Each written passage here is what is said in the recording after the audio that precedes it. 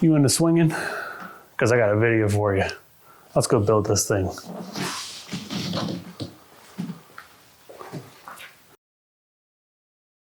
I have a spot that I think would be perfect to hang the swing outside of my back patio.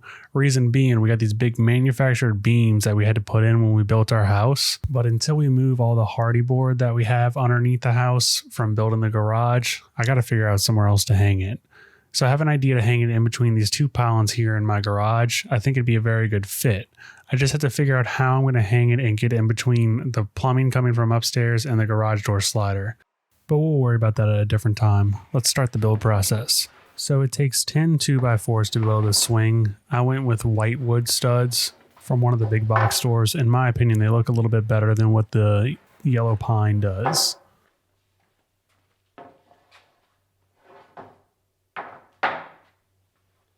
We don't need a bunch of stuff to build this swing. We're going to get 2-inch hitching rings to hang it from the ceiling or whatever you choose. Some eye bolts to hang the rope through. Some flat washers for the back of those eye bolts. Some kind of varnish, a sealer, stain, whatever you choose. Some brushes. I ended up using all 3 of these here for this project. And some electrical tape to tape up the end of the ropes. And some glue. This glue bottle here is like the best bottle you could possibly buy. I'll link it down below. And then here's the YouTube magic. Now I have to pick everything up and put it up. We're also going to need something for doing pocket holes. I have the Craig pocket hole jig. I think it's the 720 Pro. This thing's awesome, but you can just use the normal clamp style if that's all you have. And we're going to use 2.5-inch exterior grade pocket screws for majority of this project. To get started, I'm going to use my plans that I have in Fusion 360 to go ahead and start figuring out which cuts I need to make first. I do have a full cut list and a whole plan sheet available. If you want to check out the description, I'll have a link for that. It's a full step-by-step process of every detail on how we built this. It'll be down below if you want to go ahead and give it a shot and check it out. I'm going to get started by measuring out the boards that I need to go ahead and get cut. We're going to start off with the bottom of the swing and work from there.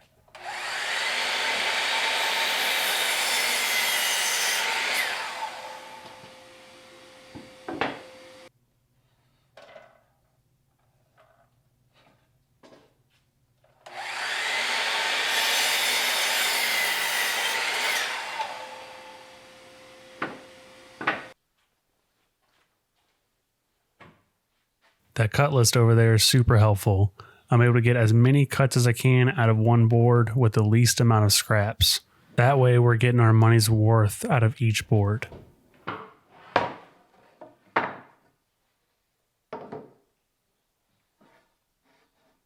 I'm going to get started by making the perimeter of the bottom of the swing, and we'll move on with getting all the stringers on how we're going to have them set up.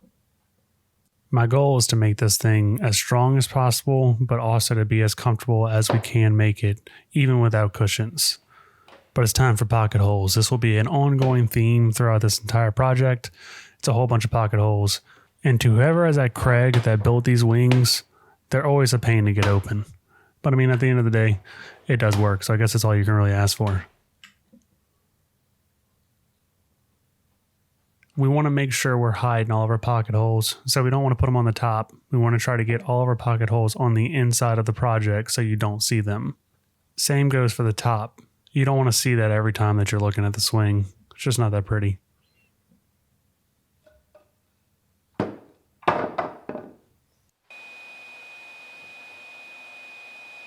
This is where the 720 Pro does shine. You can take a long board like this, which is almost 6 feet, and it clamp it, and it's going to hold it on its own.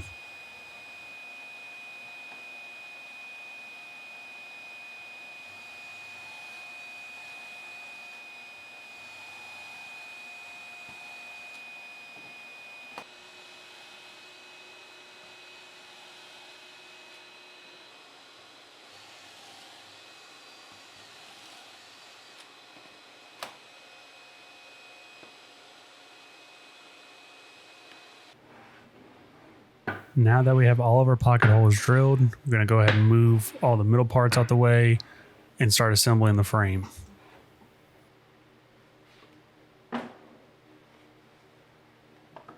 We're going to be using 2.5-inch screws for this entire project. Each board is going to have 2 pocket holes on each end of each board.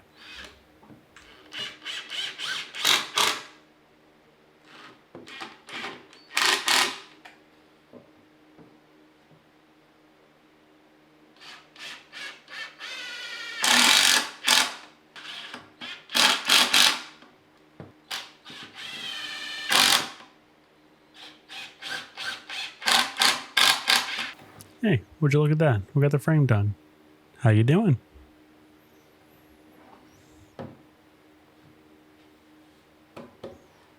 Now that we got the frame done, let's get started on putting in all these middle stringers. I'm going to use my plans on Fusion 360 to figure out the gap in between each stringer. And I'm going to go ahead and cut me out a little spacer like this as I can use for a jig. This ensures me as I put in each board, I'll have proper spacing in between each one.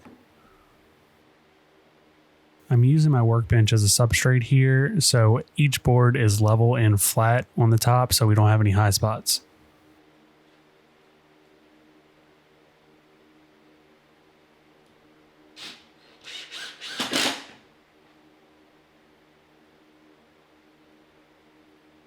We're also going to ignore the fact that I put this entire thing together without adding glue, and then had to take the entire thing apart, add glue, and put it back together.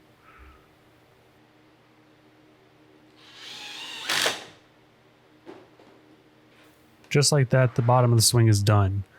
I'm telling you, I was surprised when I picked this thing up on just how heavy it was. But it's a beefy and very strong swing, and it could hold a lot of weight. I'm going back to my plans on Fusion 360 so I can go ahead and get the cuts that I need to make up the back of the swing.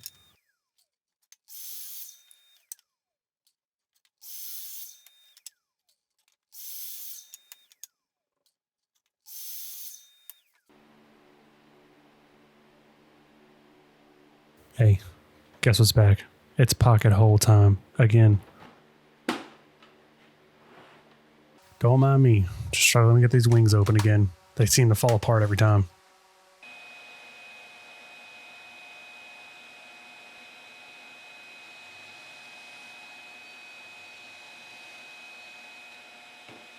Notice something a little bit different this time? I'm actually not going to forget the glue. Might help in holding this thing all together.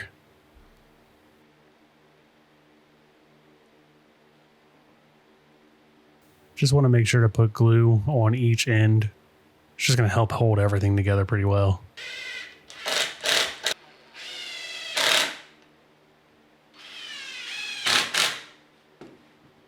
It's time to get back to those middle pieces again. We're going to be doing the same thing as the bottom, using that 2.5-inch spacer to get the proper spacing between everything. But this time, we're not forgetting the glue.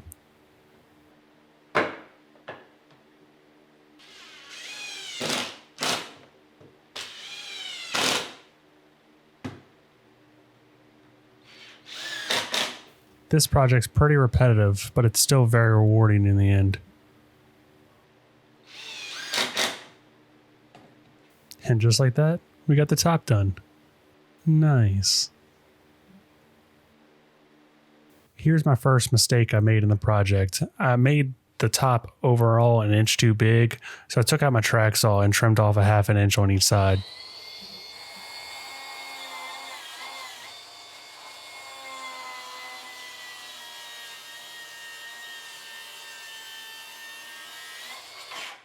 And if you get the plans, don't worry about it, I fixed it. But isn't this looking so nice? Now, it's everybody's favorite part. We're going to go ahead and sand everything down. I'm using 120 grit sandpaper with my new to me Festool sander.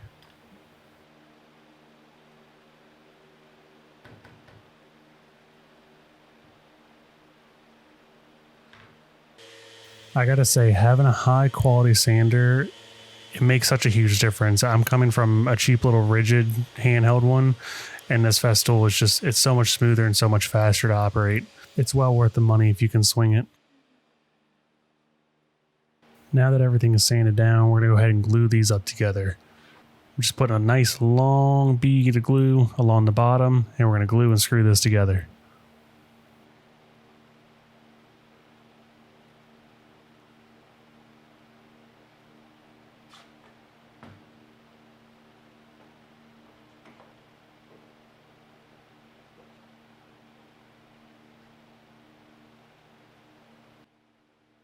I'm using some 2.5-inch outdoor deck screws for this, so I'm going ahead and putting some pilot holes before I drill them in.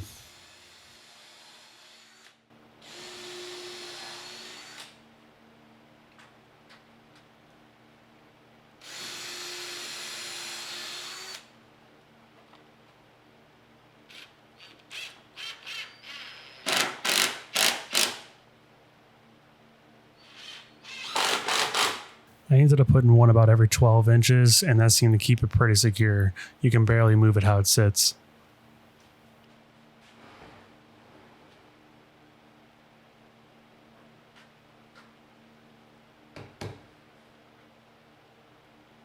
I had to try out and see how comfortable it was. Now with it being hung up, it's going to be angled back a little bit more, but it's still pretty comfortable.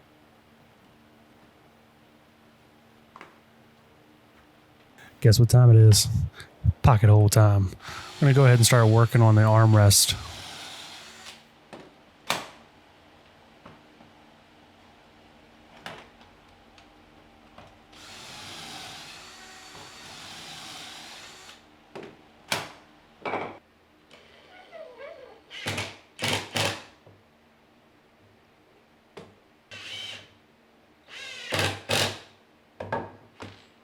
This build is a bit boxy, but I wanted to make it easy enough that anybody can build it. You don't need all the fancy tools. I mean, a skill saw, jigsaw, just something to cut down the wood and an impact. You could build this entire thing.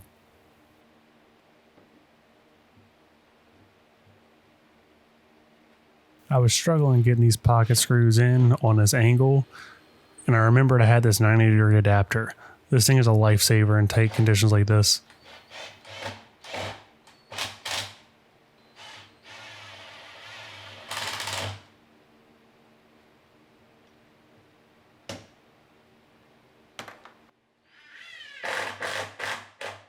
I added 2 deck screws to the back just to make everything a little bit stronger.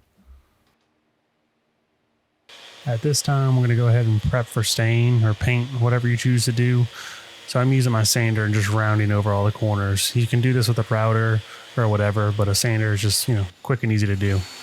Can't forget to drill our 1/2-inch holes for our eye bolts. That's what the rope is going to go through so we can hang it.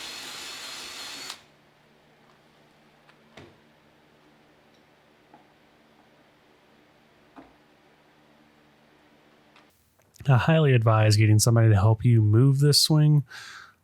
It's heavy. And then, of course, I struggle with the sawhorses because I didn't put them close enough. So I almost dropped the entire thing. It was not fun trying to do this by myself. I did eventually get it all set up, though.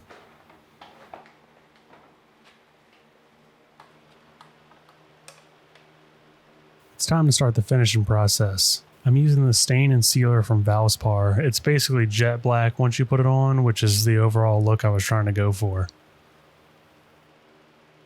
From what I understand, it's basically weatherproof. They use it on deckings and stuff, so I guess we'll see how well it holds up once I get this thing put outside.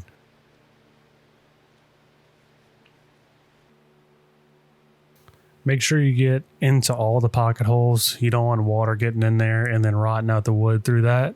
It's very important to get them pocket holes.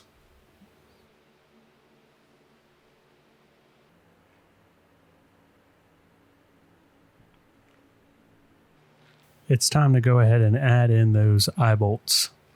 We're going to use fender washers on the back along with the nuts that came with the eye bolts to secure this.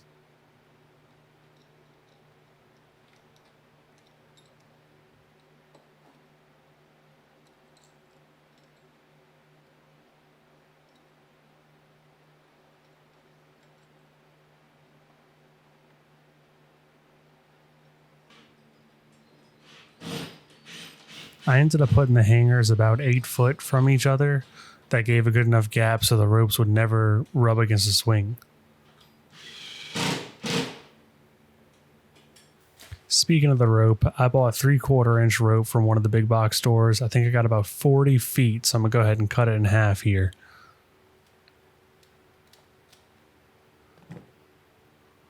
Make sure you use electrical tape and tape up the ends, because if not, this braided rope will completely unravel on itself over time.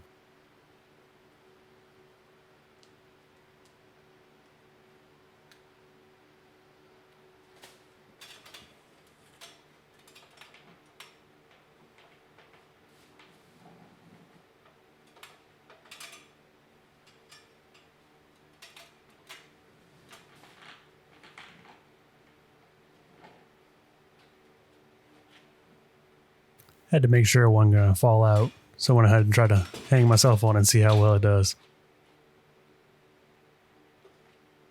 I took my own advice and got my wife to come help me move this thing this time. We went ahead and sat it on a trash can just so I can get the ropes tied in. I'm just doing a simple knot on each side, and once you put weight on it, it'll cinch down on itself and then it can't pull through.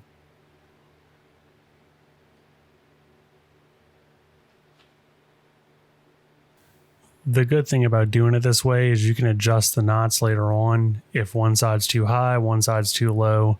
As you can see here, the right side's a little bit too high, so we ended up having to move it. But we did get it to work eventually. And just like that, she's done. Get out in your shop, get the plans, try to build one of these. Also, don't forget to like and subscribe. It helps out more than you think.